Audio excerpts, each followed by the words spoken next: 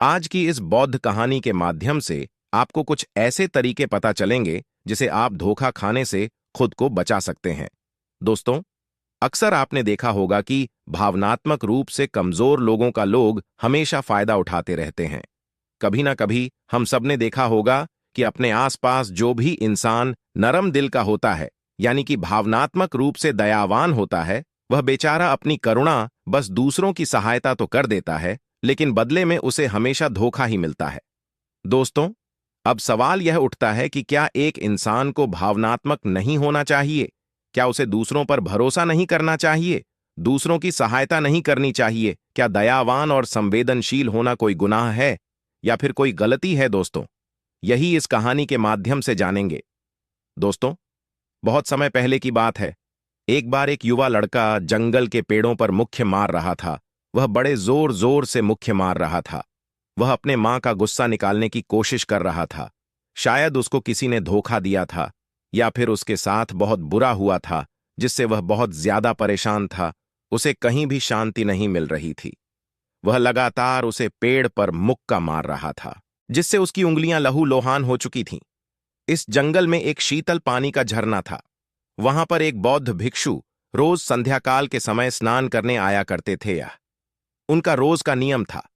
आज जब वह बौद्ध भिक्षु इस रास्ते से स्नान करने के लिए उसे जंगल में आए, तो उसने उसे लड़के की हालत देखी।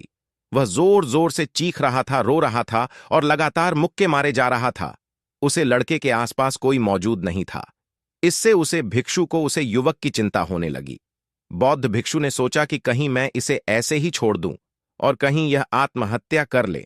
तो ऐसे विचार आने के बाद भी वह कुछ नहीं बोले और लगातार उसे युवक की तरफ देखे जा रहे थे। भिक्षु एकदम चुपचाप खड़े हुए थे। उसने युवक से कुछ नहीं बोला, कुछ नहीं कहा, बस वह उसकी लगातार देखता रहा। कुछ देर तक तो उसे युवक ने उसे भिक्षु को नजरअंदाज किया, लेकिन कुछ देर बाद उसे अजीब सा लगने लगा। तब उसने सोचा कि ना तो यह मुझे रोक रहे हैं और ना ही कुछ कह रहे हैं। यह तो बस मुझे देखे जा रहे हैं। इसका क्या मतलब है? बड़ा अजीब आदमी है। ऐसे ही विचार उसे लड़के के मन में उठने लगे थे। जब कुछ देर बाद भी वह भिक्षु कुछ नहीं बोले, तो लड़के ने अचानक से उससे पूछा, मान्यवर, आप अपने रास्ते क्यों नहीं चले जाते? आपको क्या मतलब खड़े हुए? मुझे देख क्यों रहे हैं? फिर भिक्षु ने बड़े शांत स्वर में कहा, बेटा, मैं तुम्हें रोक नहीं रहा हूं, तुमसे कुछ कह नहीं रहा हूं, तो मुझे तुम्हें क्या परेशानी है? मेरे ही तरह ये पेड़ पौधे, ये पक्षी, ये सब तुम्हें तो देख ही रहे हैं।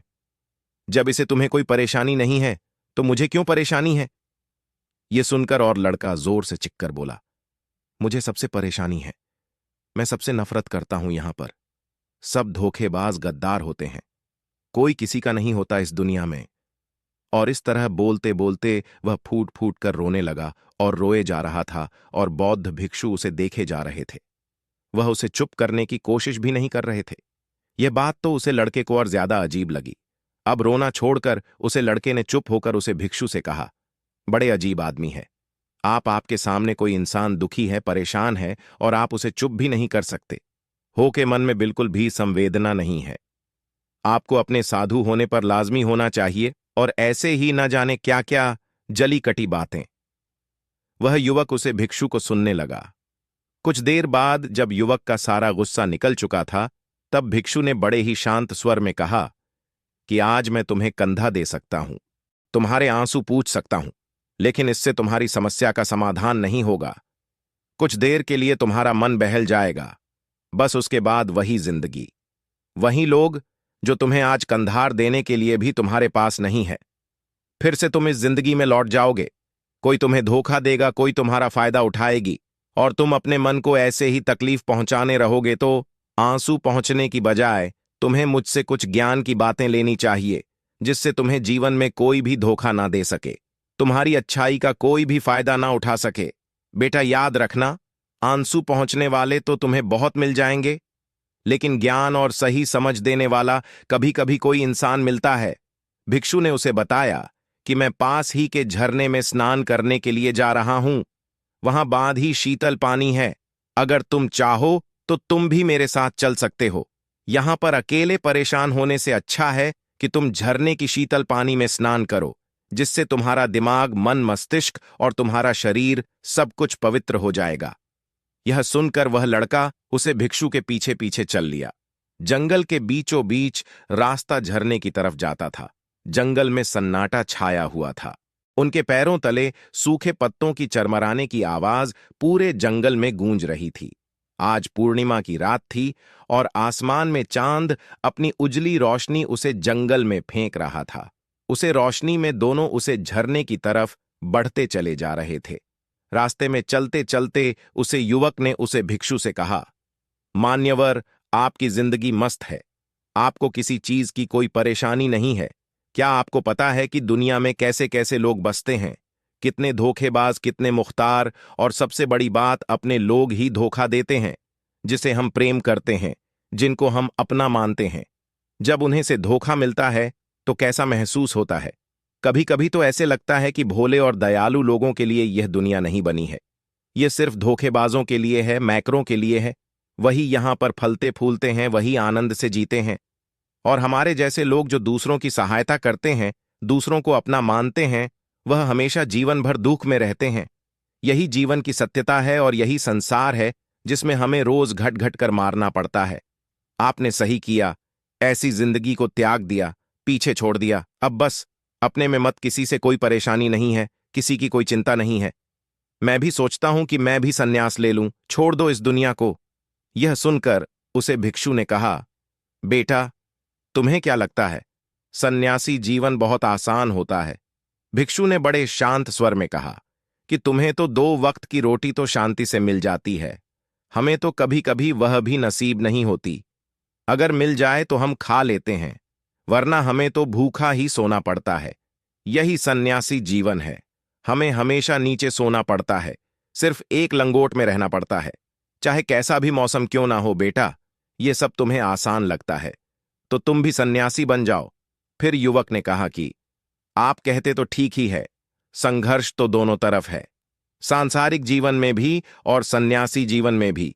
वैसे सांसारिक जीवन भी अच्छा है, वैसे सांसारिक जीवन भी अच्छा है, लेकिन तब तक जब तक घर परिवार में सुख शांति बनी रहे, धोखा ना मिले, हमारे लोग हमारा फायदा ना उठा, हमसे झूठ ना बोले, हमें धोखा ना दे, तो जीवन जीने का आनंद होता है, वरना तो जीवन नर्क हो जाता है। फिर भिक्षु ने कहा, देखो, सन्यास अपने मन से लिया जाता है। जब हमारा मन कहता है कि हमें सन्यास के मार्ग पर सफलता हासिल करनी है, आगे बढ़ाना है, तो ही सन्यासी जीवन सफल हो।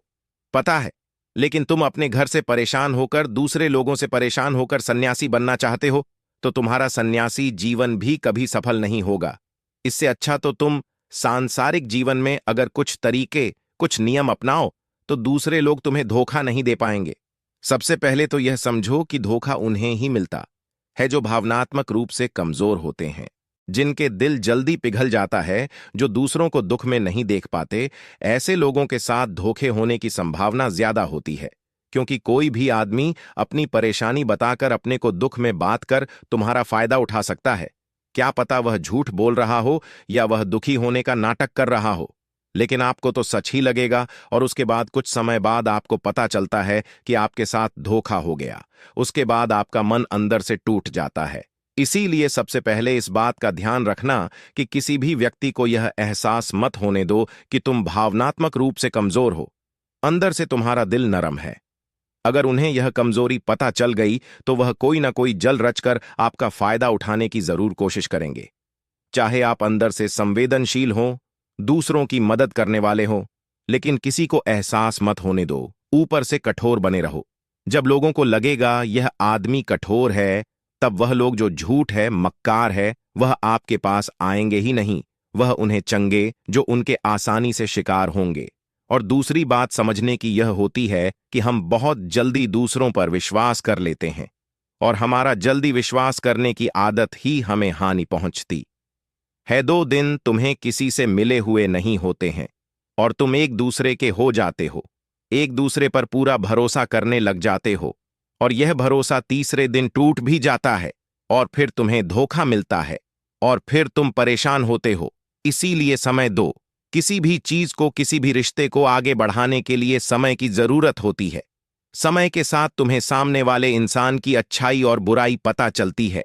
तब तुम्हें पूर्ण रूप से पता चलता है कि इंसान वास्तव में कैसा है, अच्छा है या बुरा है, और वह कुछ समय देने के बाद ही होता है। इसीलिए जल्दी किसी पर विश्वास मत करो, अपनी पूरी संतुष्टि करना। अगर तुम